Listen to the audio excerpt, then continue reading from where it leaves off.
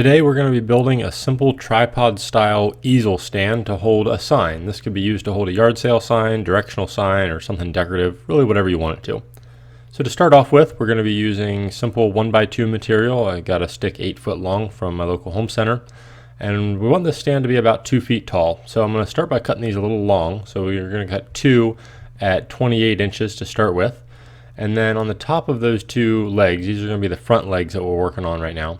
And I need to cut a 15-degree angle, but because my saw won't pivot down to 15 degrees, we're going to need to cut it straight on and offset it by 15 degrees. So I used my simple digital angle gauge to set that to 75 degrees, which would be 90 minus 15. And then I clamped in a block of wood at that 75 degrees. Then use that to cut the 1x2 material, and of course we want to stand the 1x2 up on end, so we cut the first one and then the second, and then we can take those over to the workbench and figure out how long our third leg needs to be. However, before I cut that third leg, I want to make sure that the 2 front legs are lined up and are the same length. So we just line up the 2 pointed ends, the 2 angles that we just cut, just line the 2 tips up, and then make a mark 24 inches down because we want to land at about a 24-inch leg. And then take that over to the chop saw and just cut those to an even length together. Now back at the workbench, we can lay out our 2 legs that we just finished cutting, and we'll line up the top of those with the top of our scrap piece left that's going to become our back leg. And then we can reach over and grab our straight edge, and you just want to line that straight edge up even with the ends of the 2 front legs. That's going to be the 2 legs on the outer side. And then transfer that mark to the center leg. And then I'm just going to subtract about a 1/4 inch from that, just so that that center leg does not drag on the ground when everything's all folded up. After a quick trip to the miter saw again, we can cut that one to length, and then we're ready to bolt everything together. So I just clamped that joint in place as steadily as I could. It doesn't want to grip real well to that angle, but it helps. And then I just used a 1/4 inch drill bit and found about the center of the joint, and just drilled a 1/4 inch hole the whole way through all 3 pieces.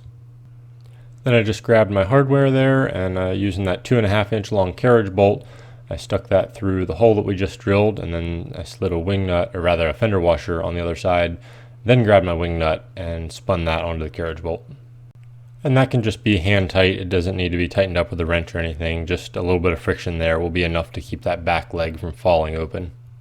So the only problem with this design right now is if we want to mount a board above the pivot point, it's not going to work. So I opened the back leg to about the angle that it would set well, where the stand would be nice and stable, and then took a pencil and struck that line, and we're going to cut off that little triangle. So to do that, I just unbolted the assembly and then took it over to the miter saw and just kind of eyeballed it and clamped it in place along that line and cut that corner off.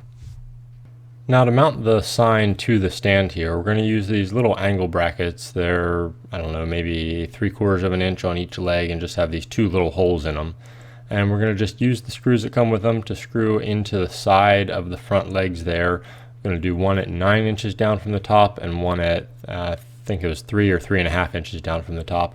The sign that we're going to be mounting on this is not quite ready yet, so I'm just using a scrap piece for a sample for illustration purposes, but the finished sign will be, I think, 11 inches tall by 12 inches wide, so these brackets will stay inside the footprint of that sign and allow the sign to extend past the top of the stand. Now we can just grab our sign. Again, I'm just using a scrap piece for now, and we can lay our sign face down and throw our stand on the back of it, and just try to get the stand as centered as possible. You certainly want it level from side to side.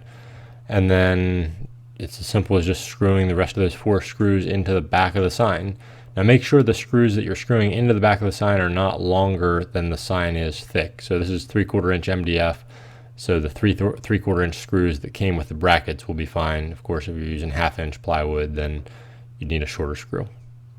One of the happy accidents that happened here was that by cutting off the top front corner of that middle leg and then mounting the sign above that pivot, we have kind of a natural built-in stop there, so we don't have to add in a chain or rope to keep the back leg from going out too far.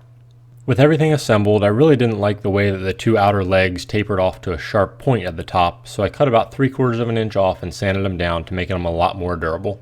So here we have it. For about $3 and a 1x2 and a little bit of hardware, we've got ourselves a nice little easel stand that has a three-legged design that'll stand up on just about any terrain. It'll be nice and stable.